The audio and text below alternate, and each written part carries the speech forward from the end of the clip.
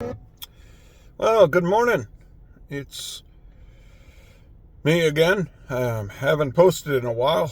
Um, Things are going okay. Gaining a little weight. Gotta get that back under control. But yeah, got into a little bit of trouble. Um, my dog spray was not on my satchel. So, yeah, I understand. The dog spray does fall out of the holster all the time, and I just neglected it.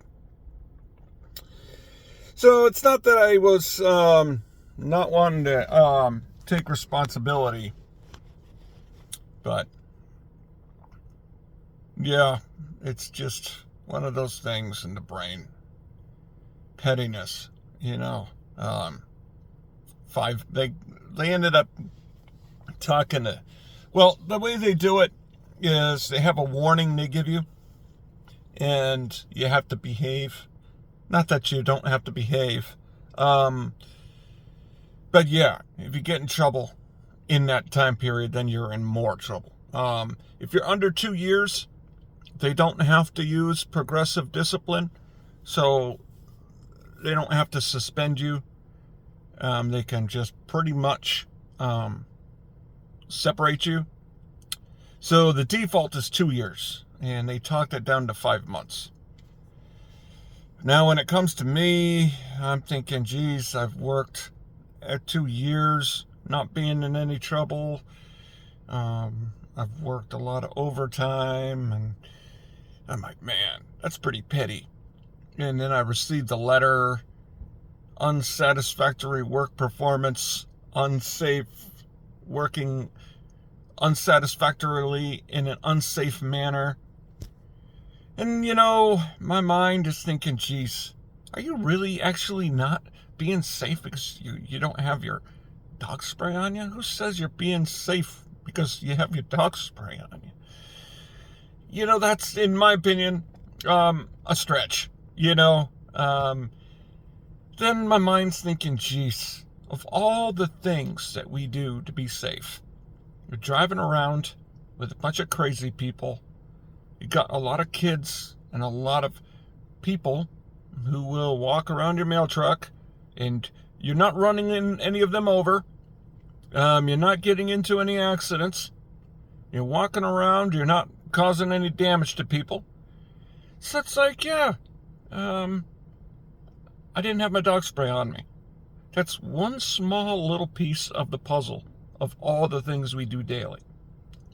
And it seems like they zero sum all of your safety into this freaking dog spray. So, my mind, I'm thinking about it. I'm like, man, that's petty, And then I'm thinking, well, geez, they have the 2-year wait period before you can get your benefits. And I'm also like, I do more than a root's worth of work every day. And so oftentimes they'll be like, get back to the office by 7, and I might be cutting it close, and sometimes after 7. So I'm like thinking, well, geez, they came out and observed me because I'm coming in after 7, and they're mad. And then they catch me without the dog spray. That's just another layer of thinking, like now, it's easy for them, to get rid of me, and I'm thinking, well, yeah, it makes sense. Then they don't have to let you be a regular, they don't have to pay the benefits. And of course, now I'm going to segue and say, when it comes to fast food workers making good money, why not? Without the burger flipper and the cashier, those places can't make their money. It's an important role to the business, and they're making a lot of money. So why can't the person working at Panda Express make the lowest there is like $20.50 an hour? They have medical and dental, and they have tuition assistance, a free meal. And then they have paid time off, and they have 401k match. I mean, geez, that's better than what I'm getting. Not that I'm angry that they're making that, but it puts it into perspective of like, well, geez, I was having a conversation with the DHL guy, and it kind of went into what he was saying. I didn't ask him about it, but he talked about how they offered a 50-cent raise after a year. And he talked them into giving him $1, and they gave him $1. I'm like, holy crap! After a year, they said sure, and they changed their 50-cent offer to $1. I'm like, holy crap, dude! It wouldn't happen here. I'm like, damn. There's jobs out there that will actually give you $1 raise after a year working there. You won't see that here. I'm like, holy crap, man. There's jobs out there that'll give you $1 raise. It's like, damn, it's like, holy crap. That's pretty good. Good for him. You know what I mean? I'm not mad, but yeah, it's like, put it into perspective, man. I think I'm making $19.55. In Massachusetts, I was making $19.85. So it's weird. In California, it's lower. When the start rate was $19.55, I think, when I saw it on the site. So, yeah. It's just, yeah, it's like, is it really worth dealing with the pettiness for the money? Like, say if I make an accidental, I leave the truck unlocked, and say some dipshit hops in the truck and steals a bunch of stuff. I'd get arrested for that probably. They'd have the postal inspectors here to arrest me, dude. I'd be in some serious crap. So it's like, dealing with that kind of responsibility isn't worth the money, When it comes to coworkers here, the coworkers are pretty cool. It's one of the better jobs I've had in my life, and I've had a lot of them when it comes to coworkers. Being able to get along with your coworkers here is pretty cool. I like that. And getting along with the public is pretty cool. I like that about this job. I like the walking around all the time. And I like fast-paced, moving type work,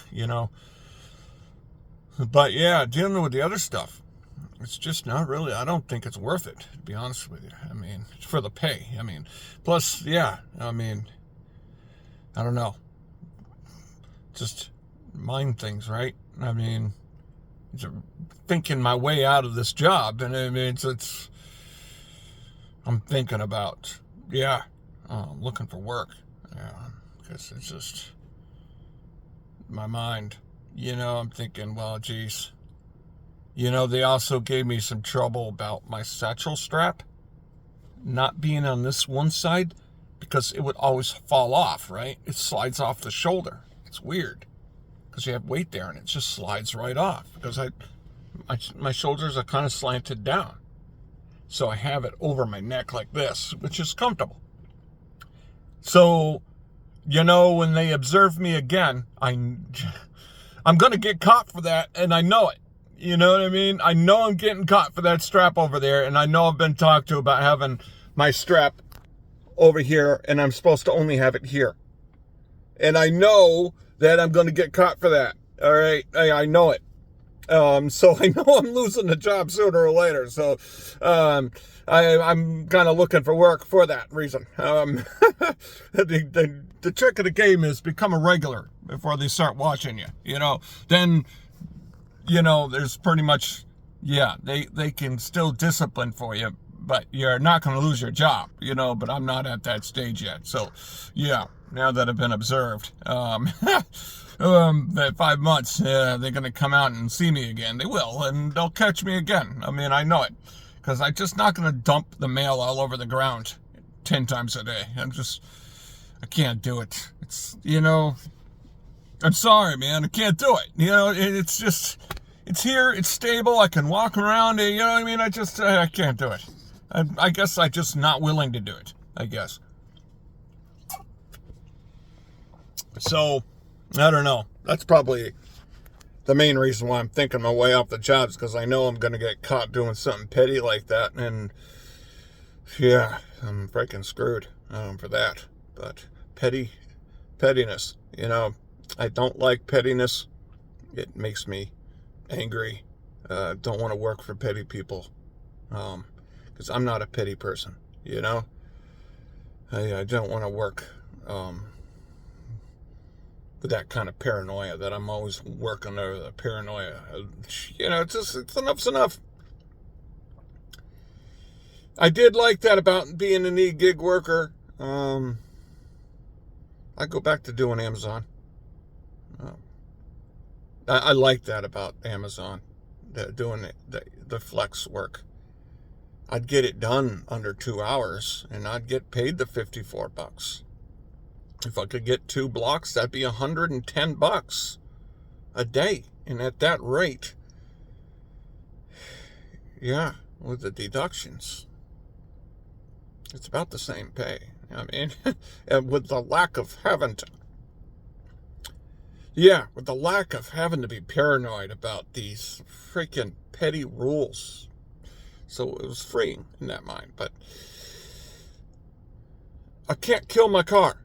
I don't have credit cards anymore. I'm not using them. I'm doing good on that. I'm, of course, buying coffee. But, other than that, I'm doing pretty good. But, yeah, I can't kill my car. Because now that my credit is screwed, I can't just go get another car. So I got to be careful. It's just getting back into the e-gig space just puts way too many miles on the car in too short period of a time. I can't do it.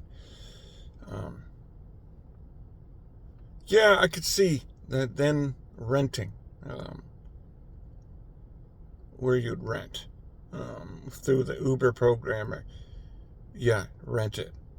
That would be the option. I mean, it's expensive, but then you're sparing your personal car. I could see doing it that way. Because then at least you're not burning your car out. Then you're in a position where you can't afford another car.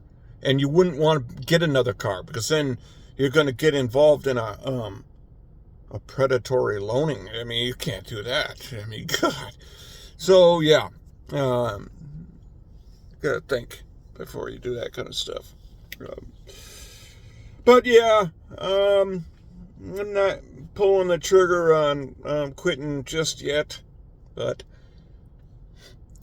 I can make more money elsewhere, but I like the job. I like delivering the mail. I have good rapport out there. People are good with me. I actually have pretty good, good interactions for the most part with people. I'm pretty lucky that way. I don't really have any bad interactions. So, yeah, I got to get back on track with my diet, though.